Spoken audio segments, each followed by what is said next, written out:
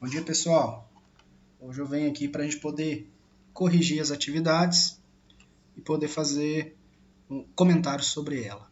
Bom, então, na aula da semana, no começo da semana, a gente falou sobre capitalismo financeiro, né? E então eu passei essas perguntinhas para vocês, né? Então, vamos lá. Na questão 1, foi perguntado: como as navegações ultramarinas e o descobrimento de novos territórios na América contribuíram para o desenvolvimento do capitalismo mercantil? Bom, a gente tem que lembrar que o capitalismo mercantil ele era baseado então na troca por outras mercadorias, né? Então, o que acontece? Quando nas grandes navegações, o que começou a acontecer? Eles iam para novos locais, descobriam novos locais ou locais que eles ainda não tinham entrado com tanta força, né? Tanto Portugal, Espanha, Inglaterra, né? Com suas frotas marinhas. Tanto é que eles iam muito para as Índias para poder atrás de especiarias. Por quê? Eles iam para lá para poder trazer esses materiais para eles poderem fazer essas trocas com outras localidades, outros países, né? E entre outros grupos. Então, essas trocas de mercadorias, que é o que caracteriza o capitalismo mercantil, foi muito importante. E na descoberta de novos territórios, eles conseguiram então expandir esse mercado consumidor, tá? Então, então as populações que viviam nessas colônias, eles acabavam então tendo que gerar, além de levar mais recursos naturais para serem trabalhados, manufaturados, eles também conseguiam uma mão de obra para tal, né? E também conseguiam a matéria-prima para poder fazer isso. Então eles conseguiam então produzir esses materiais com maior facilidade e com o mercado consumidor cada vez maior. Então eu vou ler aqui para vocês a resposta sugerida pelo livro, e essa resposta ficou muito boa, por sinal, né? O desenvolvimento do capitalismo mercantil demanda basicamente dois fatores: a disponibilidade de matéria-prima, comentei isso, e um mercado consumidor. São as duas coisas muito importantes aí.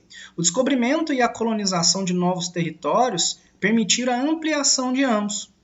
Com novas populações habitando as colônias recém-descobertas, o mercado consumidor expandia-se, assim como a exploração dos recursos naturais nesses locais, permitindo maior utilização da produção de bens manufaturados.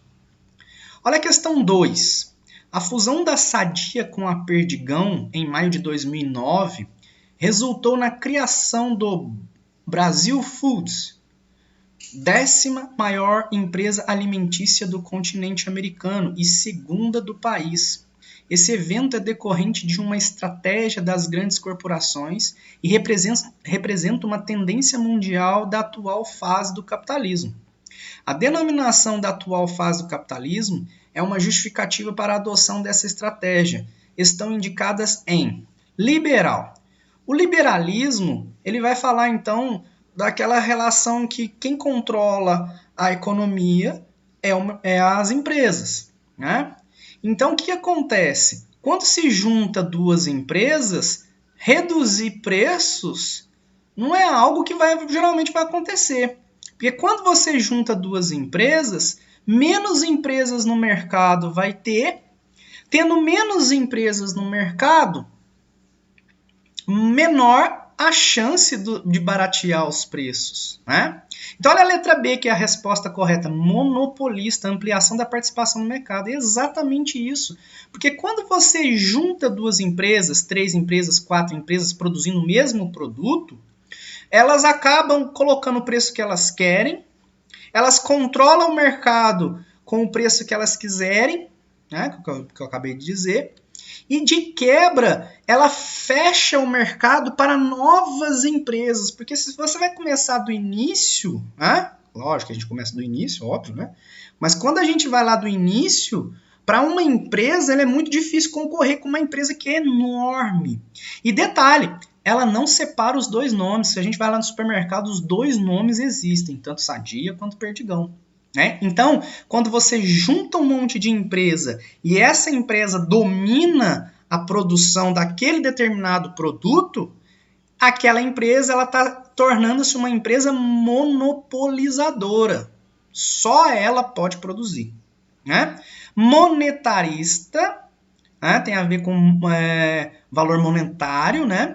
Isso tem a ver com aquela questão de dividir as empresas para poder vender as ações. Isso acontece, mas no exemplo que está dando aqui no nosso enunciado, não está falando isso diretamente.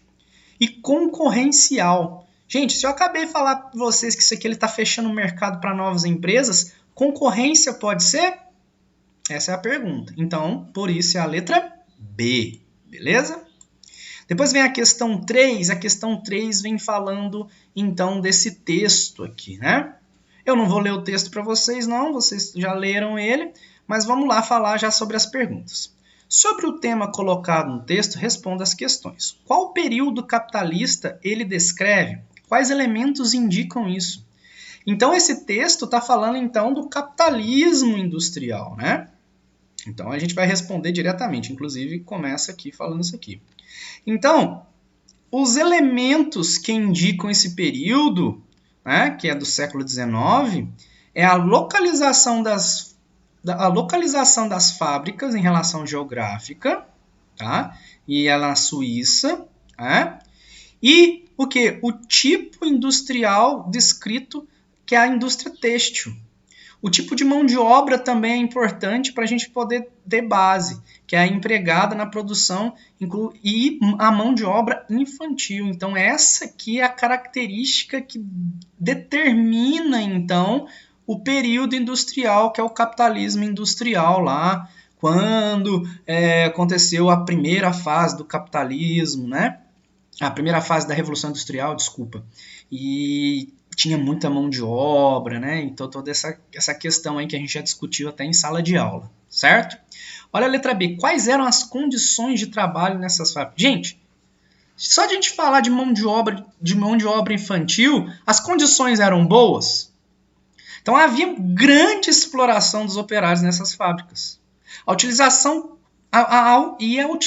de quase 1/3 de menores de 16 anos mostra que não havia preocupação com o emprego de mão de obra infantil. Olha para você ver. Né? Então, eles adoravam ter crianças em minas de carvão. O carvão é a matéria-prima energética para as grandes indústrias, né? Para as indústrias, principalmente nesse período.